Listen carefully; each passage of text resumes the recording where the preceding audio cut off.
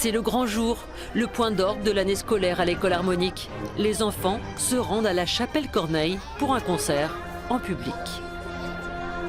Je me sens un petit peu stressée. Moi aussi, je me sens un petit peu stressée. Et pourquoi? Parce que j'ai peur de faire une note fausse ou bref, comme ça, et j'ai un petit peu peur parce qu'il y a du monde qui va me regarder.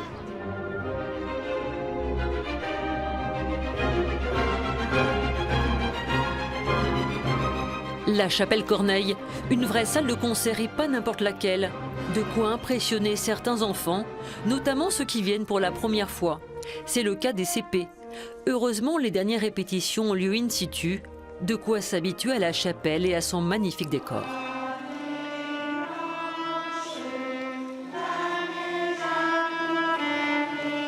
Les élèves de CP chantent et jouent sur leur instrument en carton qu'ils ont fabriqué en classe pendant l'année avec l'aide de certains parents. L'année prochaine, ils devraient jouer sur de vrais instruments. Les plus grands ont déjà joué ici l'année dernière et pour certains les années précédentes. Et visiblement, ils ne s'en lassent pas.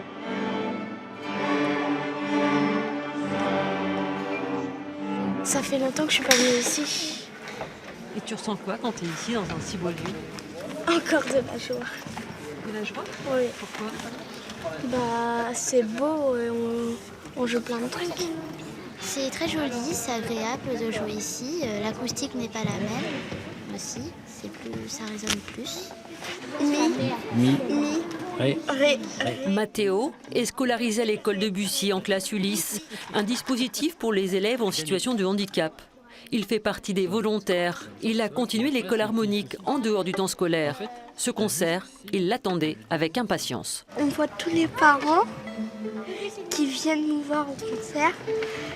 Et en plus, on peut expliquer comment ils sont fabriqués nos instruments, comment ils sont faits, l'archer. Ça fait un plaisir de jouer, de savoir faire montrer aux parents qu'on sait faire des choses et qu'on est capable de faire.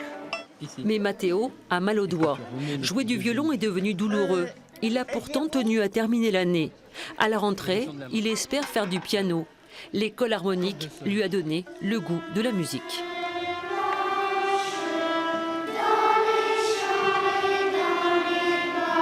Reste à savoir si ce projet va se poursuivre. Il coûte 120 000 € par an, financé par des fonds publics et privés qui ont déjà baissé et s'arrêtent cette année. Pourtant, une éclaircie est arrivée récemment.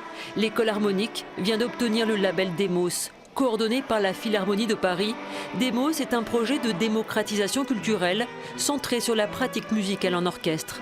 Une belle garantie pour faire venir des financeurs. Des discussions sont en cours. Tous ici espèrent une issue positive, convaincus des bienfaits de ce projet social et culturel.